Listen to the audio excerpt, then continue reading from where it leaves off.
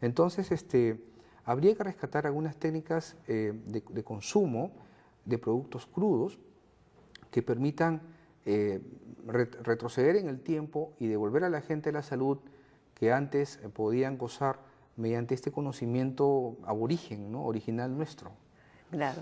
Y hay algo además que tú hablas que es muy interesante, ¿no? Siempre pensamos de que esta cosa de la moralla, del chuño, la papa deshidratada, es bien propia del sur, ¿no?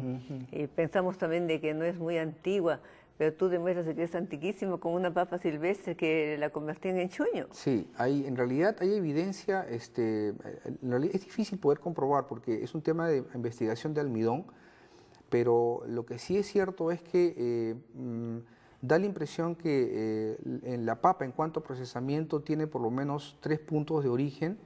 Un punto es en el sur del Perú definitivamente, el otro punto es en el norte de Chile, pero el punto más, digamos, con el cual la mayoría de biólogos coinciden es en el norte de Bolivia, ¿no? Da la impresión que el altiplano es el que genera todo este tipo de producción y evidentemente, o sea, el consumo de chuño, incluso de chicha, ¿no?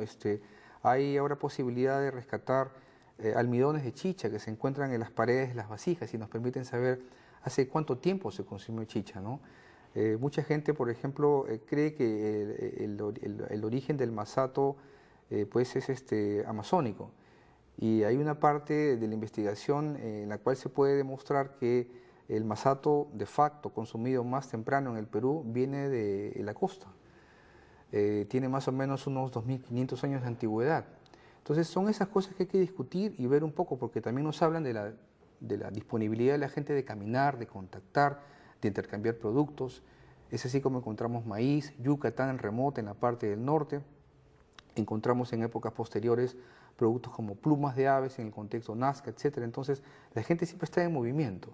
Mucha gente piensa que acá nosotros hemos estado un poco, digamos, estáticos en un lugar y no. En el Perú siempre ha habido eso que te dicen en la sierra, ese aquisito nomás, ¿no? Ese aquisito nomás siempre ha habido acá antes, siempre la gente ha estado activa y hay que considerar así al Perú prehispánico, ¿no? Pero si parece que habían delegaciones que iban de un lado a otro, ya sea unas veces para vender, es decir, no vender, sino hacer el trueque, Intercambiar, ¿no? exactamente, Intercambiar. sí, exacto, sí. Otras veces para asistir de repente a un cambio de gobierno, Así es. ¿no? Es tan remota este tipo de movimiento que lo podemos justamente analizar en el manejo de la piedra, ¿no? Hay un sitio que se encuentra en la zona de Arequipa, en la costa, que es Quebrada Hawái, en el cual se han encontrado rocas, piedras, que vienen de la parte alta de una fuente de obsidiana, de modo que son entre el sitio que se encuentra en la costa y la fuente original, son 120 kilómetros de distancia. El fechado de ese sitio es 1200 antes de Cristo. O sea, esta gente estaba caminando y trepando cerros ya desde el 11.200 antes de Cristo. Este movimiento de subir y bajar cerros es un sine qua non de la realidad peruana de épocas más tempranas, ¿no? Es interesante de que el doctor Elmo León realmente me parece de que es el primero que comienza a hablar qué cosa ha hecho el hombre de ese Perú antiquísimo. Yo digo el antiguo Perú, porque cuando hablamos del antiguo Perú estamos hablando de los mochijes, estamos hablando de los bicus, bueno, chachapoyas, los incas finalmente, ¿no? Tú estás hablando pues de hombres mucho más, Sí, son en realidad los orígenes más antiguos, remotos, ¿no? Realmente. Son los orígenes más remotos. Yo siempre recuerdo haber leído una cita de Johannes Kepler. Me gustó mucho la vida de Kepler, un astrónomo, ¿no? Muy conocido alemán. Él hablaba él decía una cosa al final de su libro, decía, nosotros podemos ver más lejos porque estamos parados sobre los hombros de la gente que nos antecedió. Él se refería a Copérnicus, que era un astrónomo anterior a él. Él se fundó en la base de ellos.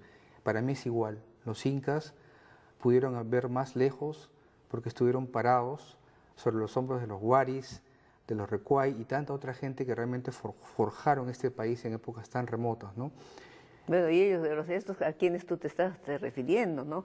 Y tenemos también que pensar de que la ciencia avanza, las tecnologías avanzan rápidamente y antes seguramente las investigaciones pues eran mucho más sencillas, ¿no? Así es. No se llegaban a cosas profundas. No. Ahora dime, ¿qué es lo que se está aplicando de nuevo? Por ejemplo, yo he estado Mucha leyendo algo en tu libro información nueva. Así es. de trabajo digital, de trabajos de mapas Sí, digitales. absolutamente, ¿no? absolutamente. Seguramente hay otras cosas más. Muchas cosas más. Ahora, lo que pasa es que recién la prehistoria se ha abierto a muchas áreas interdisciplinarias que nos permiten saber desde el campo del tipo de comida que tuvo el hombre en el pasado hasta el campo de las enfermedades. Entonces, recién estamos observando, trabajando de manera interdisciplinaria, cómo fueron las circunstancias en que realmente vivió esta gente en época tan temprana. Tenemos, por ejemplo, información del área radiocarbónica. Por ejemplo, te puedo hacer un ejemplo. Ahora mismo, por ejemplo, Dios no quiera ahora, pero hay un terremoto y fallecemos. Entonces, los investigadores van a llevar nuestros huesos al laboratorio a ver cuándo hemos fallecido, porque el radiocarbono fecha el momento en el cual el organismo murió. Probablemente van a decir que Alfonsina falleció el 2011 y Elmo falleció el 2012. Y es un error. Ese error de lectura en el laboratorio se debe a que hay una cantidad importante de dióxido de carbono que estamos consumiendo ahora que distorsiona nuestro tipo de producción de carbono 14 interno. Entonces, en el laboratorio existe ahora una técnica que se llama calibración radiocarbónica. Con calibración radiocarbónica uno permite acercarse a la edad real de cuando el evento pasó en el pasado. Entonces, si eso se aplica al Perú prehispánico, hay gran cantidad de información nueva que nosotros podemos decir respecto del tiempo. Podemos decir que la gente llegó más antes de lo que habíamos pensado al Perú. Podemos decir, por ejemplo, también ciertas cosas que nos permiten saber. Por ejemplo, se ha analizado, hay una cultura que se llama Huari en el Perú prehispánico, ¿no es cierto?, que es muy importante, ayacuchana, que es seguida por una que se llama Huan, que es la siguiente, ¿no? Entonces, lo que sabemos ahora es que los Huari no terminaron en el 1000 o en el 1100 después de Cristo, terminaron aproximadamente en el 1280 después de Cristo, conviviendo literalmente con los Huancas. Entonces, lo que estamos pensando realmente es que necesitamos coordinar esfuerzos con otras áreas para poder saber cuándo hemos vivido realmente, discutir el tema realmente, si hemos en un momento dado hemos estado conviviendo unos con otros, si nos hemos cruzado, ¿no? Igual en el campo de la patología, es un tema muy amplio que rebasaría esta entrevista, sinceramente. No, yo quisiera preguntarte como una cosa de las últimas, ¿no? ¿Para qué serviría saber qué estaba comiendo una persona que se murió hace 11.000 años? Para mucho. Porque se puede saber, ¿no es cierto? Absolutamente, se puede saber.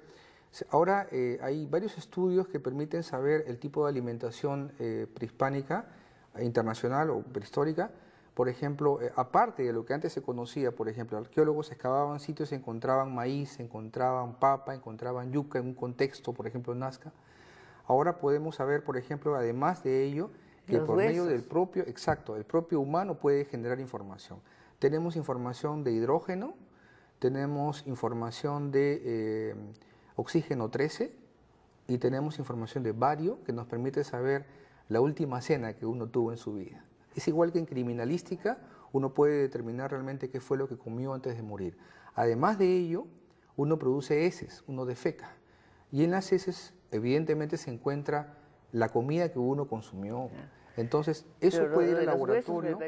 Es fascinante porque en los huesos uno puede saber realmente detalles muy interesantes en cuanto a no solamente al tipo de consumo, sino hasta la procedencia de la persona. Uno puede saber por isótopo de estroncio dónde nació la persona.